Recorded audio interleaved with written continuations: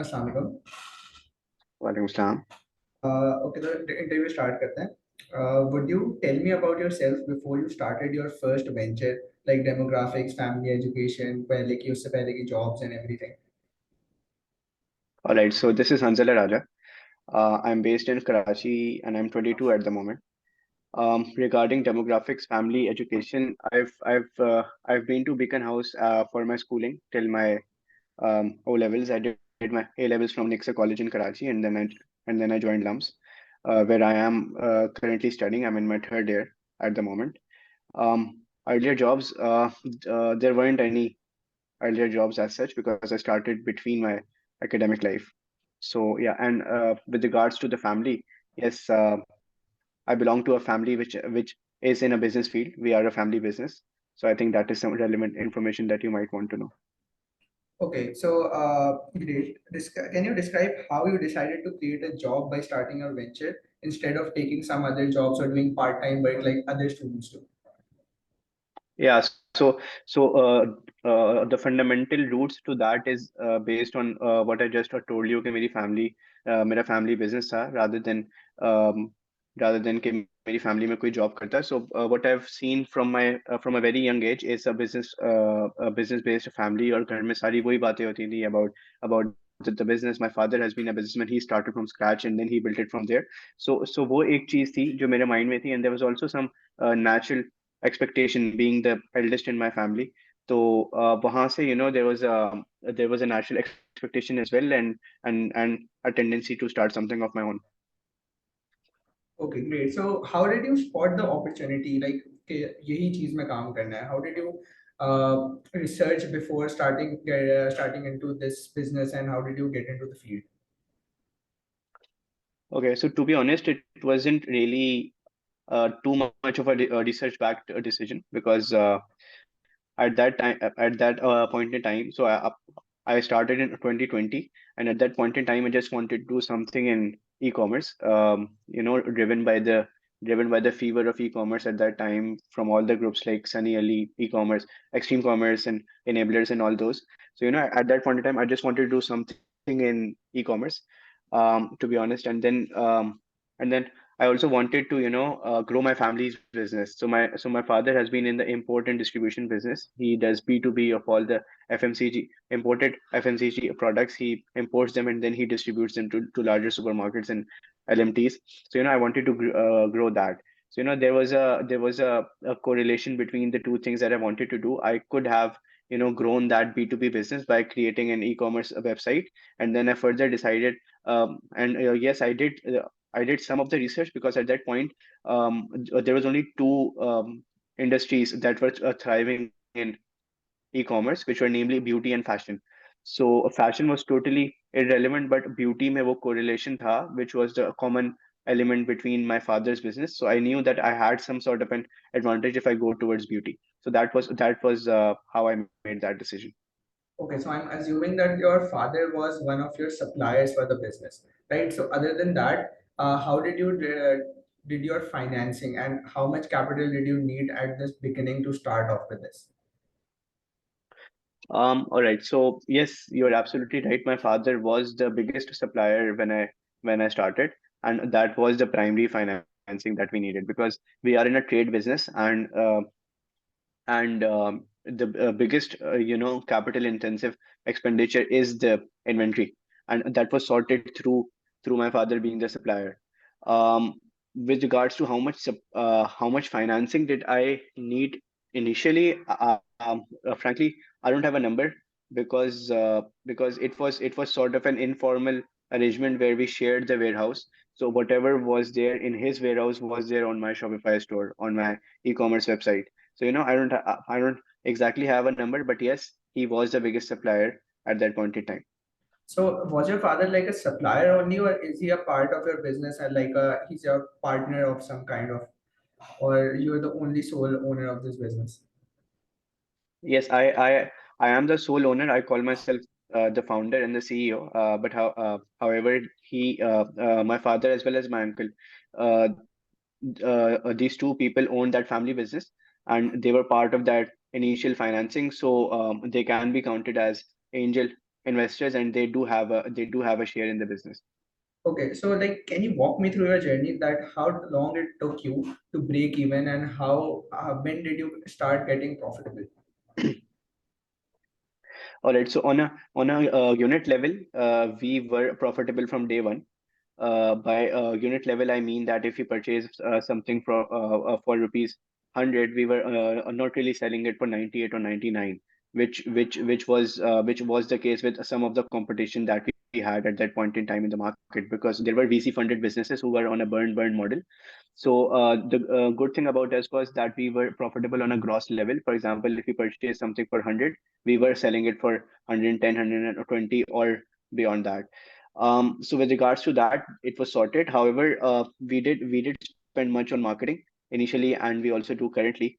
So with that, I would say we are not 2 years old at the moment, but I'd say the first 8 to 10 months were critical, and after that, we did started to see some good cash flows.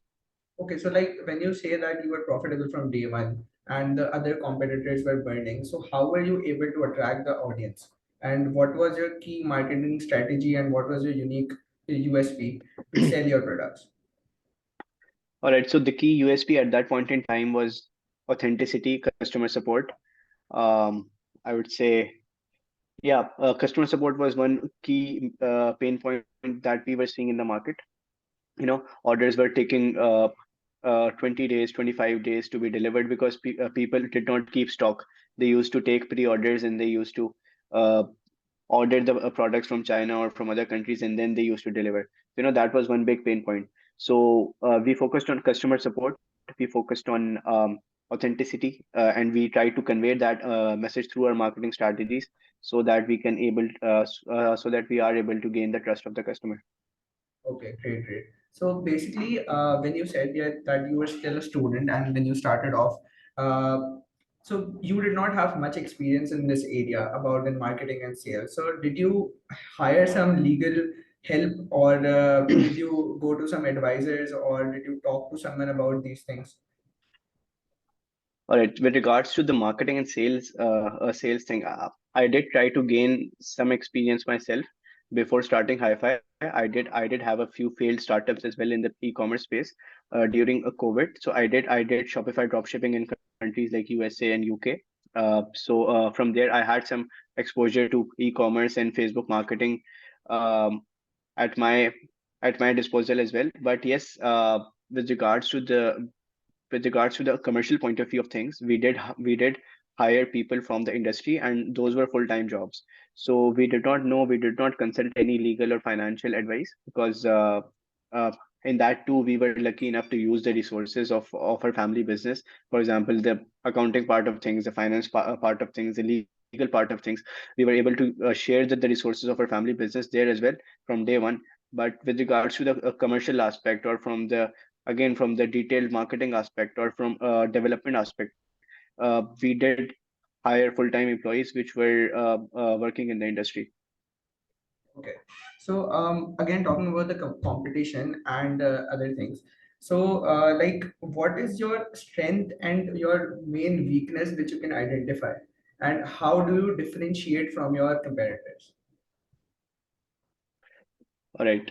With regards to the strength, once again, the entire journey that I told you, from the supply chain journey that I told you, is one of the strengths, because that gives us a very much cost advantage in terms of the pricing that we can again charge to the customer, as well as the margin that we can keep, because the competitors don't really have sorry competitors don't really have a 25-year-old backed supply chain setup, which we had and which we have, alhamdulillah. So that was something, and that is something that we can quantify as a strength.